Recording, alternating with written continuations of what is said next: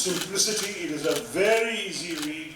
It flows comfortably. There's no particular challenge to the reader. And I think that with the author and the editor having combined to give you a really accessible book, I expect great success for it, Kartika, and all wishes for you, Amrit.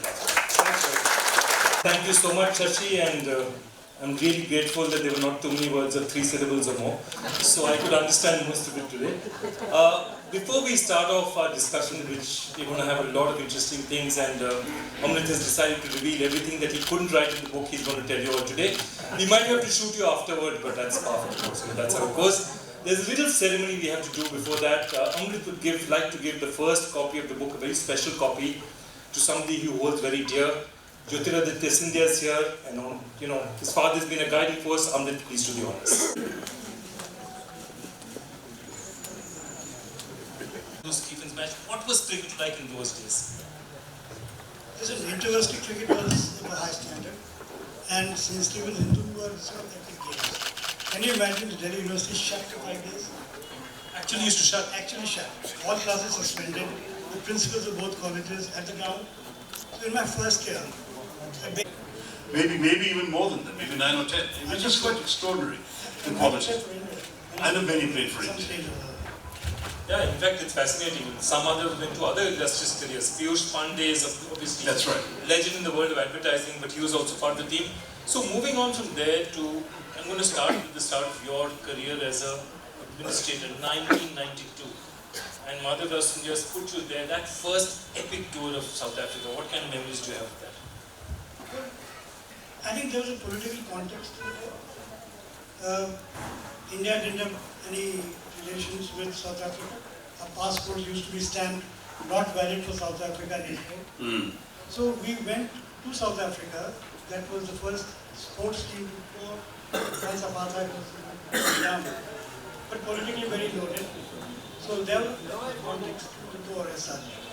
From the cricket standpoint, nobody knew anything about South Africa. That was the challenge.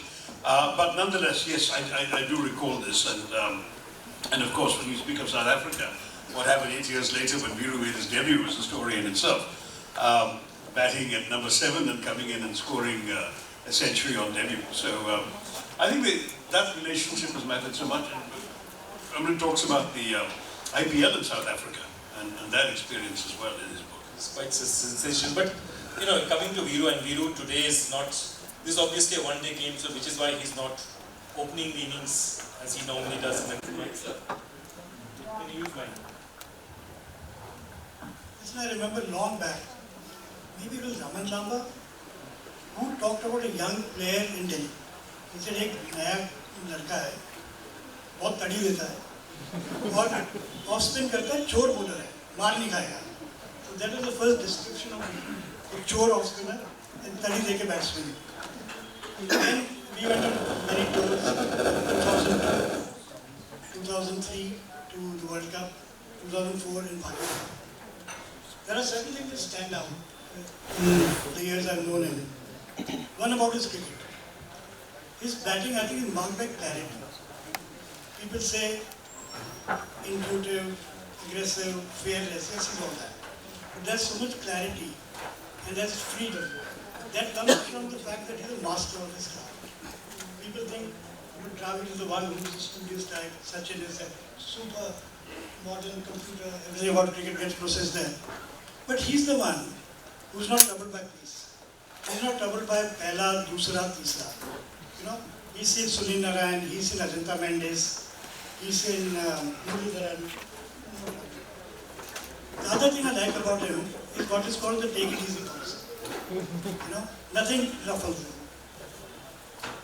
He's made those, you mentioned 2 triple hundreds, but I've also noticed that he's made 293 in a test match. He missed his 3rd triple century, no regret. I saw him at Melbourne making 195. Getting up with a 6, attempted 6 on the last. On the first ever test match in 5 hours. Then he hit a full toss to deep mid wicket. 9 times out of 10 that would have gone deep into the stands. No regret. 2002 में ये manager बन गए तो इनके साथ राजीव शुक्ला जी आए थे तो पहली बार हमने पहली बार देखे थे हाँ उन्हीं के लिए बता रहा हूँ तो जब वो दोनों अंदर घुसे तो मेरा फर्स्ट रिएक्शन था कि एक चाचा चौधरी और एक साबू था। चाचा चौधरी का दिमाग कंप्यूटर से भी तेज चलता है, बट काम वो कुछ कर नहीं सकते, तो काम करने के लिए साबू लेके आए। तो उस समय कि कोई जानता नहीं था शुक्ला जी को, तो हम लोग बहुत मजे लेते थे, बहुत बातें करते थे उनसे। उनकी जो सेंस ऑफ ह्यूमर था, उनकी जो बातें करने का तरीका था, वो बहुत बेमिसाल था। तो उनके साथ घंटों घंटों बैठ के हमें नहीं पता चलता था कि हम लोग यहाँ सीरियस क्रिकेट खेल रहे हैं। इवन ड्रेसिंग रूम में भी, अरे ये गोरा क्या करेगा, मैंने कहा बैठ रहो भी दिख जाएगा क्या। तो अमृत माथुर जी उनको एक्सप्लेन करते थे क्रिकेट के बारे में, but now is expert on cricket. So he became vice president for so many years और हेल्पिंग UPCA। और वो जोड़ी जो है वो हमें दोबारा कभी मिली नहीं, चाचा चौधरी और साबू वाली, किसी भी और का। That was my first reaction Amrit ji को, क्योंकि वो पढ़े लिखे समझदार थे और आकर बड़े प्यार से समझाते थे। अगर गुस्सा भी करे तो प्यार से गुस्सा करते थे, तो ऐसा लगता था कि वो अपना ही डांट रहा है। सर एक चीज़ बताओ, हाथापाई जरूर हुई थी। जॉन राइट हमारे कोच थे और इंडिया श्रीलंका का मैच था ओवर पे, तो हम लोगों को केवल 190 या 200 चेज करने थे। तो उससे पहले मैं 3-4 इनिंग में आउट हो गया था, मतलब लपा मार के। अगर मतलब गावस्कर मेरे कप्तान होते तो मैं शायद खेलता ही ना, मैं इतनी बार हवा में मार के आउट हुआ। तो जॉन राइट आए कि 200 रन बनाने हैं, मैं tell you have to just play, just bat 40 overs and score your own 50, I don't want to lose you. तो मैं तब इतनी अंग्रेजी समझता नहीं था, तो मुझे लगा लूज, मैंने कहा मैं कहाँ जा रहा हूँ। मतलब मुझे नहीं पता था कि वो कहना चाह रहा है कि तू रन नहीं बनाएगा तो टीम से बाहर हो जाएगा। मैं थोड़ी ना लूज हूँ, इंग्लैंड में कहाँ लूज हूँ मेरे दिमाग में। बट फिर भी उसने मुझे समझा के भेजा, बट जाके मैंने वही किया जो मैं करता हूँ। तो मैंने लप्पा मारा, मैं आउट हो गया। 20-30 रन पर वापस आया तो उसने मुझे ड्रेसिंग रूम पकड़ के से गले से हिला कर मेरी सीट पे धक्का दे दिया। तो मुझे इतना गुस्सा आया कि मैं शुक्ला जी के पास गया, मैंने कहा सर मैं वापस आ रहा हूँ। तो ये घबरा, क्या क्या क्या हुआ, क्या बेटा बता दो हुआ। मैंने कहा जी उसने मुझे मारा है गोरे ने। वो गोरा कैसे मार सकता है, हम हिंदुस्तानी को गोरा इतने सालों में राज किया, आज भी हम पे राज किया। तो वो सौरभ जी के पास गए, सौरभ गांगुली बात, उन्होंने कहा कि भाई ऐसा ऐसा हुआ है, गलत है, ये तो सब आपके साथ गलत हुआ है, तो तुम जाके बात करो। फिर अमृत जी सब इकट्ठे हो गए, तो वो जॉन राइट उनको समझाने लगा कि नहीं मैंने मारा नहीं, मैंने जस्ट पुश किया because I want Veeru to score runs and all that. तो वो गुस्सा था, तो मैं माना नहीं। तो मेरे साथ मैनेजर शुक्ला जी थे, पावरफुल आदमी थे, क्योंकि BCCI के जो मैनेजर आता है उनके हाथ में बहुत पावर होती है, किसी का भी कुछ भी कैरियर खराब कर सकते हैं। वो तो चाहे वो प्लेयर हो चाहे वो स्पोर्ट्स का हो, इतनी पावर उनके पास थी। तो खासकर टूर में तो वो शुक्ला जी ने बोला कि नहीं बेटा पैचअप कर लो। मैंने कहा जी नहीं मैं पैचअप नहीं करना अंटिल जॉन राइट मेरे कमरे में आके सॉरी ना बोले। तो शुक्ला जी ने मेक श्योर किया कि वो आए मेरे कमरे में और मुझे सॉरी बोले, और तब जाके मैंने उन्हें माफ किया। अमृत जी आपको क्या याद है इसके बारे में? जैसे होता है ना ट्रैफिक में रोड पे एक्सीडेंट हो जाए, पॉलिटिकली करेक्ट करना सब किसी से पूछो उतने हमें नहीं पता।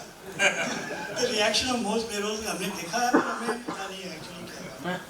ये बस ये हुआ मुझे बताया।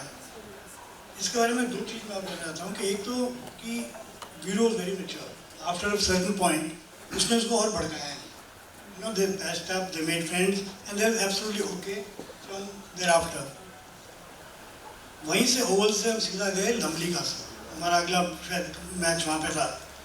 वहाँ पे टीम मीटिंग हुई, तो टीम मीटिंग में सबसे पहले सचिन ने हाथ खड़ा करके कहा कि जो भी वीरू और जॉन राइट के साथ पिछले मैच में हुआ वो यहीं रहना चाहिए, कोई इसकी बात नहीं करे और ये बात बाहर नहीं जाए। और ये एक्चुअली ऐसा ही रहा।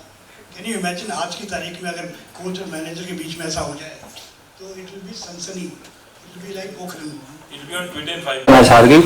तो ये था कि भाई विश्वास हमको है नहीं, ऑफकोर्स नए नए थे, हम ऐसा कुछ कारनामा किया नहीं था वैसे तो मैं उनको ब्लेम भी नहीं करता हूँ, पर then of course Yuvraj Singh and we had a great partnership on that day.